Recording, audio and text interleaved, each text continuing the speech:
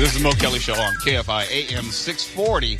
Earlier this week, actress Ashley Judd posted a tweet during the SEC basketball tournament alleging that the Arkansas Razorbacks team was playing dirty against her alma mater, the Kentucky Wildcats. And the ensuing hateful and derogatory tweets have led Judd to say she'll now begin suing offenders.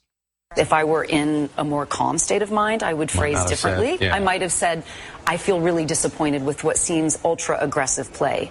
Instead, what I wrote, I think Arkansas is playing dirty. Judd responded to the hateful comments on Twitter by reposting them. The remarks containing language so vulgar, we could not show them on our broadcast. Everyone needs to take personal responsibility for what they write and not allowing this misinterpretation and shaming culture on social media to persist. And by the way, I'm pressing charges. Also, Brian Glicklich, chair of the digital practice at Citric & Company and spokesman for the Rush Limbaugh Show, penned an editorial in USA Today which outlined the pervasive, abusive behavior and how Twitter has abdicated its responsibility to do something about it. Brian joins me now on the program. Brian, it's good to talk to you again. How you doing, man? Good, Bo. How are you? Thanks. I'm good. I saw your editorial in USA Today, and I was reading it, and I was agreeing with it, and I was saying, hallelujah, someone. And then it wasn't until I got to the byline and saw it was you. I have to commend you for writing it. What spurred you on? Twitter is a free fire zone for hate speech. It's a cesspool.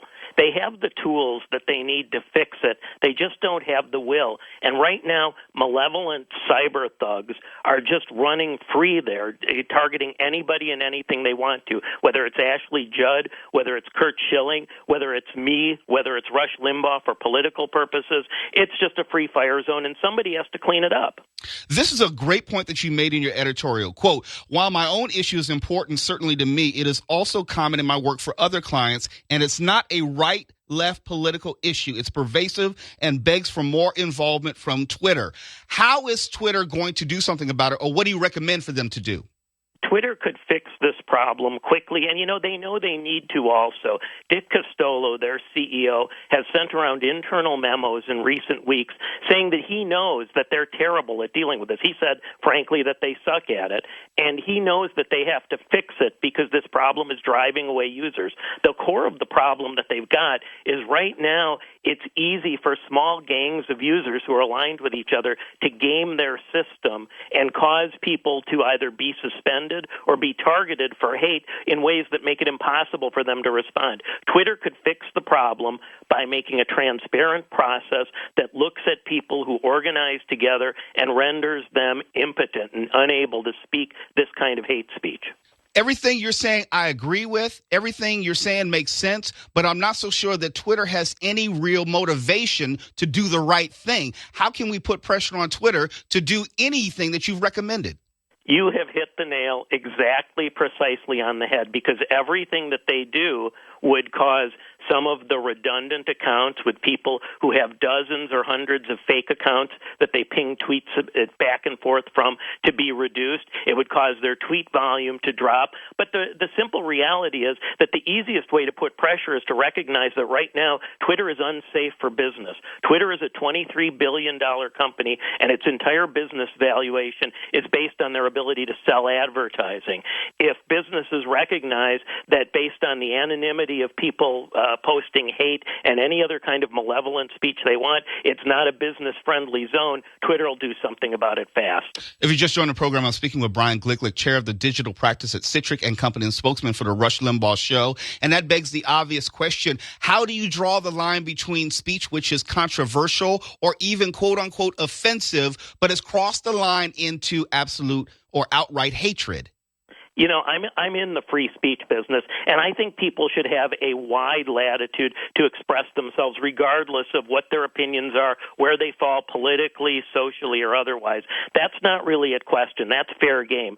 It's when they team up in order to target people for intimidation, for harassment. It's when I see tweets from people saying that if this business won't listen to me, won't heal to my demands, I want dozens or hundreds of tweets from you to intimidate them. It's when charities that are using advertising simply to raise money to prevent autism, to cure cancer, when they're targeted and have to use their phone staff to deal with Twitter harassment that turns to phone calls, that's when it goes too far. When it turns into threats of physical violence, that's when it goes too far. I don't think we can talk about it in the abstract, but I think Twitter needs a better system to separate one from the other. Right now, if you have a complaint of something that somebody says about you on Twitter, all you can do is send a report to an anonymous machine that looks at it based on an algorithm and decides whether to do something about it, and even that takes days. There's no appeal, there's nobody to call, there's nobody to email, there's no way to get escalated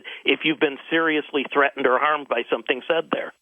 It could be fair, or I should say we can be fair and say Twitter might be worse than other social media sites, but not necessarily different from others. We know that there are fake accounts and harassing accounts on Instagram or Vine or Facebook. We can run that list. Why is it that there has been so much focus on Twitter specifically as opposed to these other social media sites?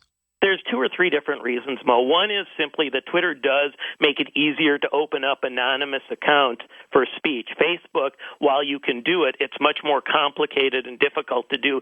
Twitter also makes it easy to open up lots of accounts in a short period of time, and they publish a programming specification called an API that makes it easy for people to write software that automatically sends tweets. What I've seen in many of the activist issues I've been involved in is that these activists use illicit software that's illegal under the Twitter rules to automatically ping-pong tweets all over the place so they can make themselves look much bigger and more prominent than they actually are. Many times they're just a couple of dozen people who found each other from across the country trying to look like they're thousands or tens of thousands, and Twitter helps them do that. Are we at critical mass or are we close to critical mass? And I ask that because now that Twitter is a publicly traded a company, how soon before this issue actually affects the stock price and the bottom line? I think it's going to take a real commitment from Twitter's very senior management. Dick Costolo is saying the right things, but they're not doing the right things. I sent a letter to Twitter's general counsel with 18 pages of examples of violations of their rules that are harming small businesses all over the country, and it's been 2 months, and I can't even get the courtesy of an acknowledgement that they've read my letter, much less acting on it.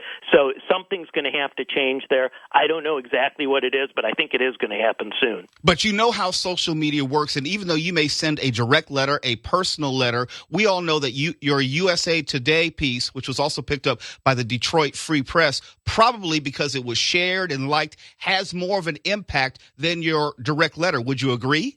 I agree 100%, and I encourage anybody who's interested in the issue to get out there and make their own voices heard. You know, a small number of people who each have a couple hundred followers that start talking to them on Twitter, on Facebook, and elsewhere and saying, I want my children protected from hate speech. I do not want to see hate speech directed at race. I do not want to see it directed at religion. I do not want to see it directed at politics. And asking people to join with them can make an enormous difference in making this go away. He is Brian Glicklich, chair of the digital practice at Citric & Company and spokesperson for the Rush Limbaugh Show. We will have his letter posted on our website at KFIAM640.com, keyword Mo. Brian, I've known you for years, worked with you even for a few years, and I appreciate all you do. Let's make sure we continue to follow this issue and continue to put this pressure on. Thanks so much, Mo. I really appreciate it, and it's great to talk to you again. This is the Mo Kelly Show on KFI AM 640.